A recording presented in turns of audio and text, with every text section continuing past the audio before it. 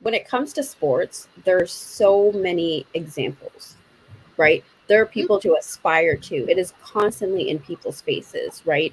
And it's highlighted in a way where especially young boys look up to that. We don't put in that same effort to highlight those people in other fields, right? So it's not just about, because what happens? There needs to be a bigger motivation. What happens to that kid who really loves reading? Who has a person, is born with that person? He gets bullied, he gets He made fun gets of. picked on. Yeah, because there's no, we're not giving the scientists, the rocket engineers, we're not giving these people the same amount. We look down on them, right? There isn't that same vigor that we have as a society to motivate these boys to get into that stuff, right? And I'm using boys because girls are often pushed into the academics, right? It really is the boys that are steered away. But if they don't have those examples, if there isn't that like hoorah behind the community towards those people, what's why aspire to it? Why aspire to a job that's gonna continue to make you mediocre, right? And have But you you know not what's get so funny? sex? Women look down on you like Yeah, everything. and this is No, no, no, look. no, because women, because I'm in a classroom, I can tell you in the beginning, I always have this thing where I ask kids what do they want to do, because I hold them accountable for what it is they want to do. It's like literally it's pasted on their table. This is what you said you wanted to be. This is what you want to be. You will be amazed at how many of them want to be They'll say they want to be doctors. That's probably because you talk about it all day in class about your dream man. Because no, I said the beginning of the school year, so they haven't had me yet. Be quiet. They heard about you. They heard you guys. So they always, because it's bragging, it sounds good, but they don't want to do the work to be the doctor. But Shane, that's exactly what I'm saying, right? How many doctors can they name, and they follow their career and that progression to their that doctor's standing, right? Like right, it's not exposed. Right, with sports, most guys, especially when it comes to basketball, can like off the top of their head spit out all of these stats from a certain player from their high school days. But we're not doing that for other, we're not following the career progression. So sure, okay, I want to be a doctor, but do I know what it actually takes? Have I seen somebody else do it? Do I have an understanding what it, a lot of the time they don't understand until it's later in high school or even into college that like, okay, maybe I'm not cut out for this. There isn't enough exposure to the reality of those jobs, but sports there is. But let me point this out right here with Shade. The philosopher, he said, Black men who come from single mother homes feel obligated to provide for their mom. They can't wait 14 years it takes to become a doctor. If I make it playing sports, I can provide for my mom by 22. Now, I understand what he's trying to, say, but the truth of the matter is that you still won't be taking care of your mom because there's only a limited amount of spaces even available to you to even get to the level that you're making that kind of money in any sport.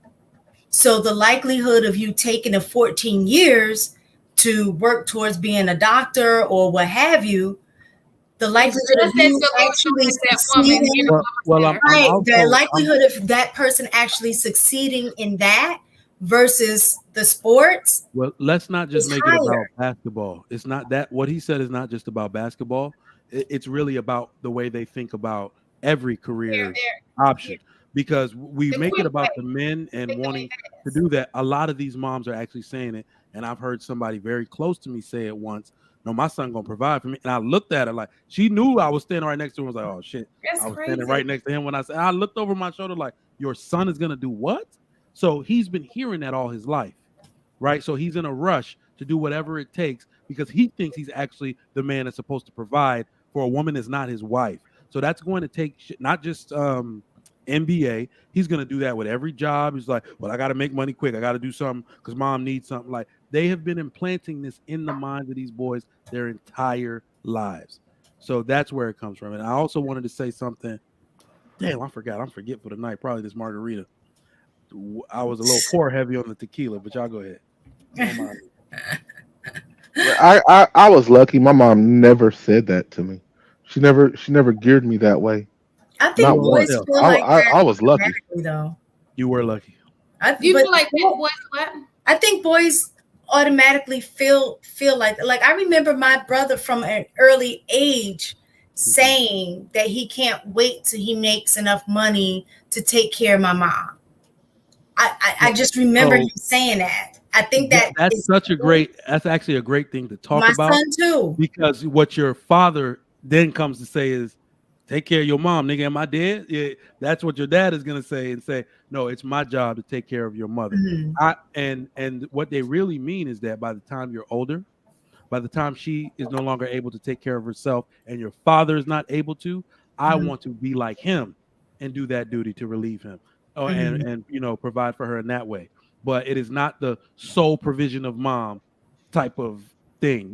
They're just looking more often at what dad does and be but like, what's wow. so funny? But the crazy thing about it all is you can practice all your life and your chances are so slim to be a professional basketball player, so slim to be a professional football player, and make a lot of money. But if you just work hard at being, put that effort into studying, if you get through everything, it's almost a guarantee, You just reminded me of what I was gonna say. Okay, now from the teachers, so y'all in high school? Sure. Mm-hmm. And I'm at the collegiate level, right? So I see all the people y'all talking about. I see some of them, mostly women. But the boys that do come, there's one interesting thing about nursing. There's a saying that the best nurse is a C nurse. And boys in the entire system you have in the United States, and I think more places than the United States, we do audio and visual learning, which is basically catering to girls.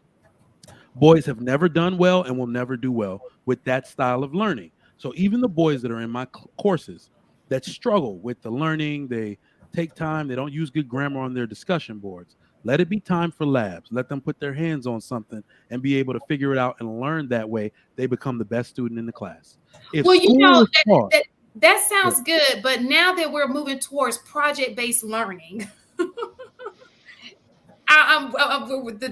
problem comes in actually doing what that. I'm saying, so we can't use like little anecdotes. What I'm talking about is a system-wide change. What I'm essentially saying is putting math on paper is going to be hard for a boy. Going outside and say, take 10 stones over there, bring back 4, now go count how many you have. That's how boys need to learn the entirety of their life. Men learn from doing.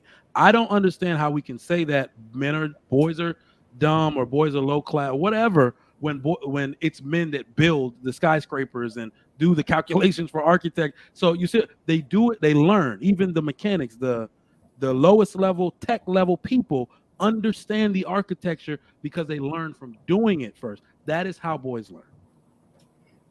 I think most people learn best by doing, because it transitioned over into the application of it. You learn, and you learn by doing, just like we've talked even just in general about gaining. You're supposed to learn from your experiences. That's because you're doing something. What I mean more so is when girls actually do pick up the audit, like y'all read more because you speak more word, like y'all literally learn that way better because you want and are eager to be in conversation and dialogue. Boys are not, like, literally we tune out. Yeah. I agree, but that has to do with depending on which subject area, right? So word-based, subject areas, yes, like you have your social studies, your language arts, things like that.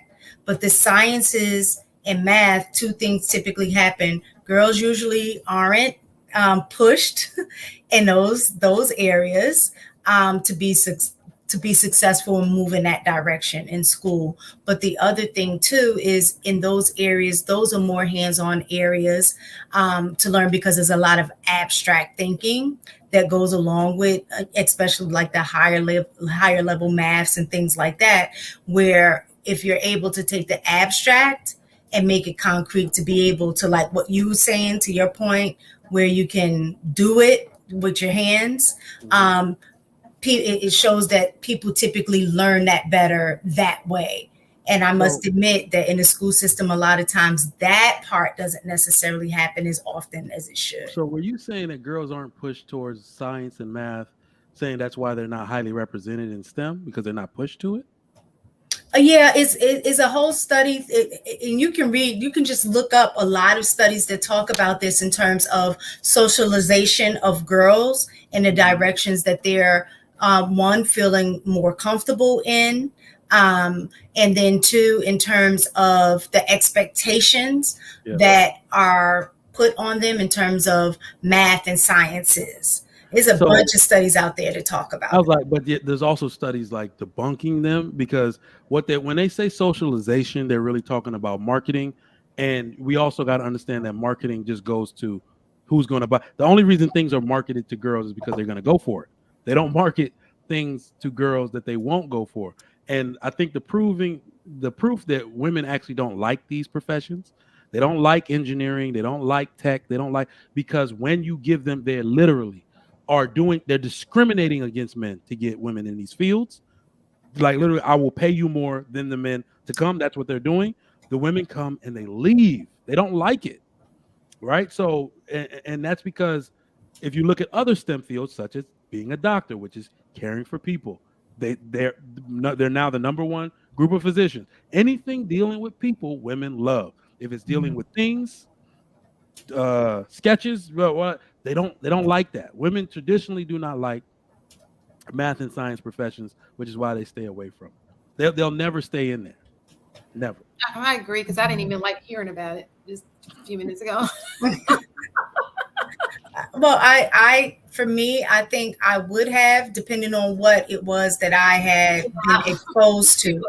Yeah. So, but I wasn't exposed to. That hired me years ago as a clinic manager at an urgent care clinic, right after I got my master's degree. I was like, how did you get into this, to owning a clinic? She was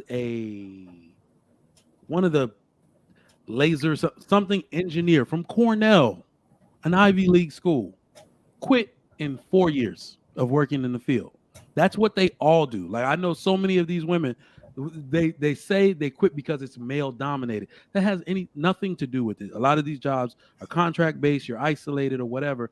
What it is that now she's friends with my wife, basically ended up saying, well, I just didn't like it. The work wasn't fulfilling. It's not going to be fulfilling to most women, because it doesn't speak to your natural strengths or natural instincts or nothing like that. So, and I say that only to say that my wife is one of those people like, well, maybe our daughter can go into tech. Maybe she can go into coding. And I say, like, hell, she will.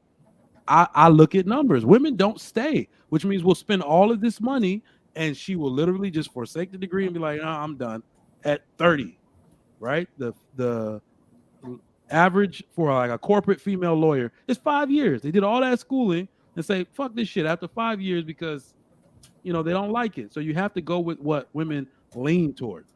That's why I'm like, doctor, cool. And that's why, so you just proved my point, is that most women are pushed or guided more so in those areas as opposed to the other one. If we begin to normalize that aspect, I think more women would be. No, I'm saying you have to look at the metric in which no matter how much you push them, they will not stay. So it's a waste. Like, so even with the doctor thing, they now have to create a push. And I'm creating a push to have more males in nursing. And the school that I work for is going to make a push to get more males, especially black males, in the airline, in the pilot program, and in the doctoral program, because the women are literally saying, look at these numbers. When most women are doctors, the profession dies because women just take breaks and or leave the profession entirely. When a man becomes a doctor, he's a doctor the rest of his life. They literally see patients part-time at 75 years old. But women will be like 50, like, yes, because baby, these dentists went part-time. You can get a dentist for a kid twice a week. Like, nobody wants to work anymore, especially the women. Yeah, so unfortunately.